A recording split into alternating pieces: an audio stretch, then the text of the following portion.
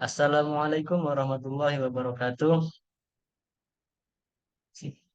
Video ini kami buat sebagai penyelesaian tugas praktikum pembelajaran mesin modul kedua, di mana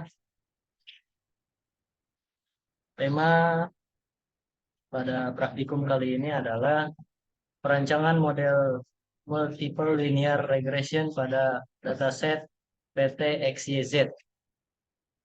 Tanpa berlama-lama, mungkin langsung saja pada pembahasannya.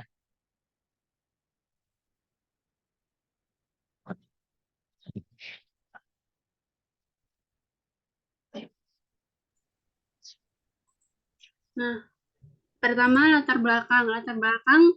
Diambilnya topik ini yaitu untuk memahami faktor-faktor yang mempengaruhi penjualan dan mampu mendeteksi kinerja bisnis di masa depan adalah penting untuk mengambil keputusan bisnis yang efektif. Dalam konteks ini, analisis regresi linear berganda atau multiple linear regression menjadi alat yang sangat berguna.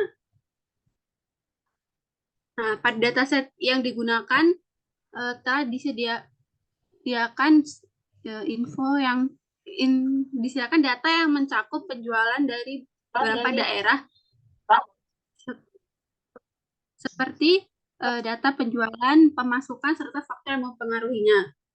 Dataset ini terdiri dari beberapa kolam yang mencakup penjualan, biaya informasi, dan outlet yang jumlah outlet, laju pertumbuhan penduduk, jumlah pesaing, dan income masyarakat di 15 cabang di daerah di Indonesia.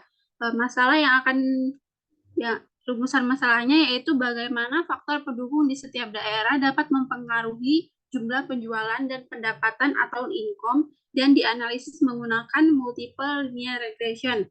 Kemudian tujuannya untuk mengetahui faktor pendukung yang paling mempengaruhi jumlah penjualan dan pendapatan atau income dan dianalisis menggunakan multiple linear regression.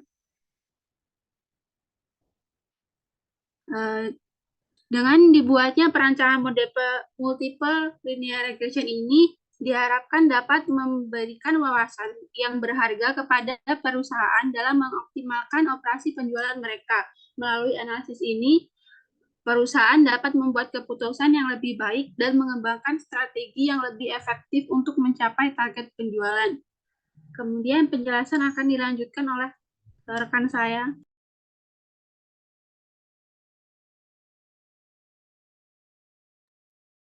Lanjut ke bagian kedua, yaitu metode, di mana metode yang digunakan pada praktikum kali ini adalah metode multiple linear regression. Metode linear metode multiple linear regression merupakan metode statistika yang digunakan untuk menganalisis hubungan antara eh, suatu variabel dependen atau variabel yang ingin kita prediksi dengan dua variabel atau lebih variabel independen yang digunakan untuk melakukan prediksi. Dalam hal ini, variabel dependen adalah penjualan cabang PT XYZ, sementara variabel independen meliputi biaya promosi, jumlah outlet, laju pertumbuhan penduduk, jumlah pesaing, dan pendapatan masyarakat. Metode multiple linear regression ini untuk menemukan hubungan linear antara variabel independen dan variabel dependen yang kemudian digunakan untuk memprediksi nilai variabelnya berdasarkan persamaan regresi linear berganda, di mana Y sama dengan beta 0 ditambah beta 1, X1 ditambah beta 2, X2 ditambah beta 3, X3, ditambah beta N, Xn, ditambah error.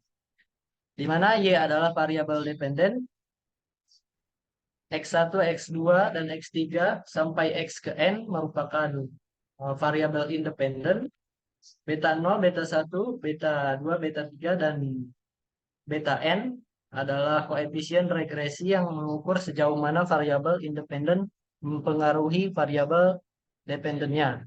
Dan E adalah kesalahan acak atau errornya. Kemudian ada pseudocode dari kode untuk mencari nilai multiple linear regression. Multiple linear regression. Yang pertama kita mengimport library yang kita butuhkan. Nah, ada Pandas, NumPy, Matplotlib, Seaborn, kemudian ada model selection untuk import data trend, data test, dan split data. Kemudian ada import linear regression. Kemudian kita import nilai mean square error dan mean absolute error. Kemudian kita import, dan yang terakhir import pre-processing. Kemudian kita lakukan pengimportan data, mana data yang digunakan merupakan data dari PT XYZ. Kita menggunakan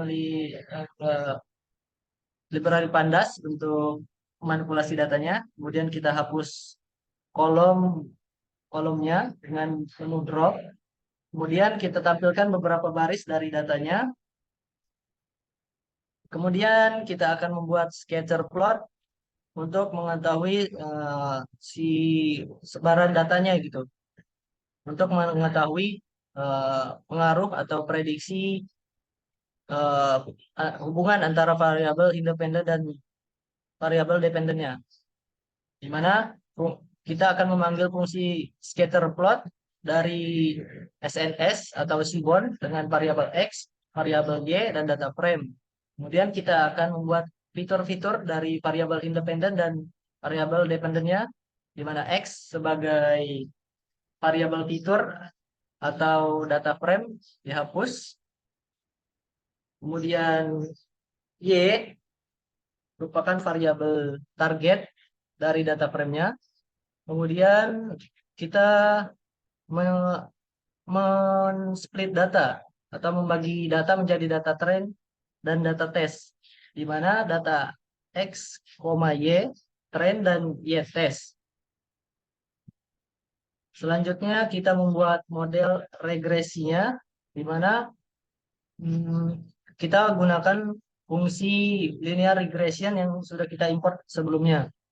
Kemudian kita melatih fit model menggunakan data trend. Kemudian kita prediksi modelnya yang telah dilatih menggunakan data test. Kemudian kita akan menghitung dan menampilkan nilai mean square error-nya dengan fungsi mean square error dan dari data testnya. Kemudian menghitung dan menampilkan nilai absolute error-nya dari menggunakan fungsi mean absolute error dari data test prediksinya.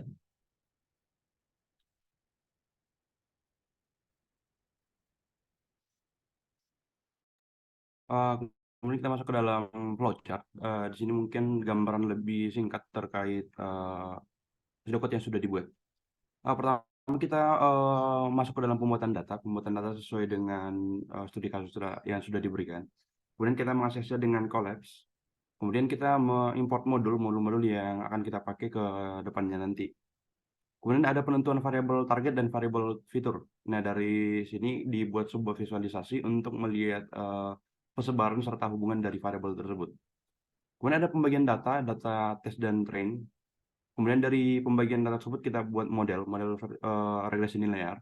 Dari model itu kita melatih modelnya lalu membuat prediksi. Nah, hasil akhirnya setelah dapatkan prediksi kami membuat evaluasi. Evaluasi di sini ada 2, MSE dan MAE. Kemudian programnya selesai. Kemudian kita masuk ke dalam bagian ketiga yaitu hasil. Bagian ini bukan berisikan hasil dari pengolahan terkait studi kasus PT XYZ melalui model multiple linear regresi. Kemudian kita masuk ke dalam deskripsi dataset. Deskripsi dataset merupakan tahap paling awal dalam melakukan pengolahan data. Dataset yang digunakan merupakan hasil penelitian terkait studi kasus dari PT XYZ dengan dimensi 15 baris dan 7 atribut. Untuk memastikan dataset yang digunakan, lakukan import dataset dengan pdread.csv_csv. Mungkin bisa dilihat dari gambar 3.1. Kemudian kita merancang model multiple linear regresi. Langkah awal yang perlu dilakukan adalah mengimpor beberapa modul dan package yang berperan penting dalam pembuatan model linear regression. Mungkin eh,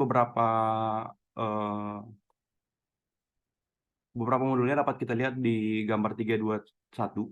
Ada Pandas, NumPy, Matplotlib,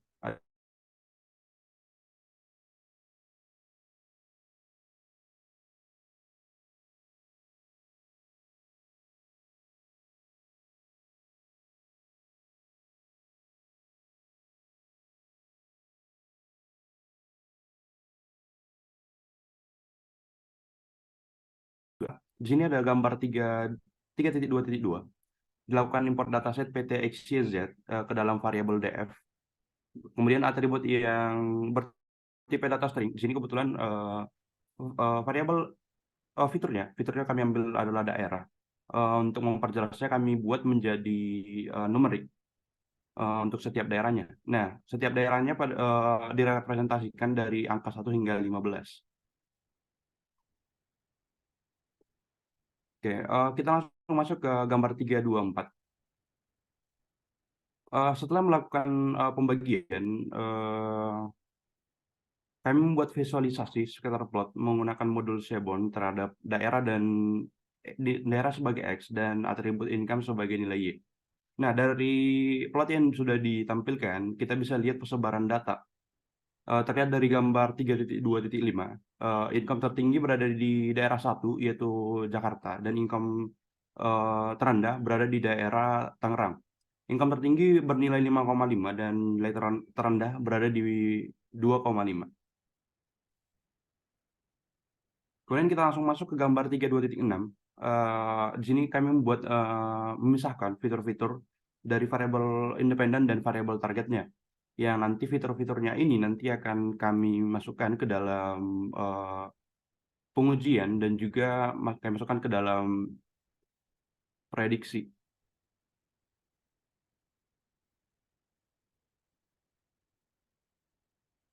Oke, mungkin untuk selanjutnya bisa dijelaskan oleh teman saya. Oke, selanjutnya di sini kita buat bagi dataset untuk jadi data train sama data test. Untuk data train sendiri kita ambil 30% dari keseluruhan data. Selanjutnya di gambar 3.2.9 kita buat pemodelan untuk linear regresi sama melatih model menggunakan data pelatihan. Setelah itu kita bisa gunain model untuk melakukan prediksi. Selanjutnya di gambar 3.2.10 kita mencari nilai mean square error sama mean absolute error-nya. Untuk mean square error sendiri didapat sebesar 2,64 sama mean absolute error-nya didapat sebesar 9,76. Nah, nilai ini termasuk nilai yang cukup kecil. Jadi model ini dianggap menunjukkan hasil yang cukup baik. Namun perlu divalidasi lebih lanjut karena rentang overfit. Hal itu terlihat dari nilai mean square error sama mean absolute error-nya yang terlalu kecil.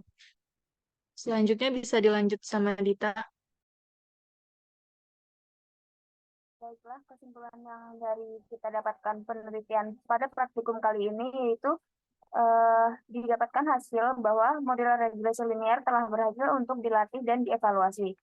Hasil model evaluasi tersebut menunjukkan hasil mean square error sebanyak 2.642684 sekian dan mean absolute error sebanyak 9.7699 sekian, yang dimana hasil ini digunakan untuk mengukur seberapa baik model dalam melakukan prediksi terhadap income.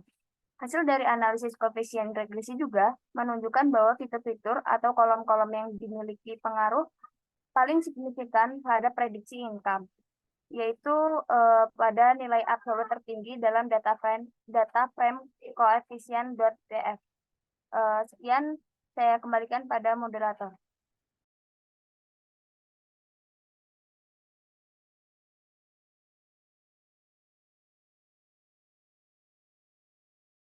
Baik, terima kasih kepada teman-teman semua yang sudah diberikan penjelasan perancangan model multiple linear regression dataset PTXYZ.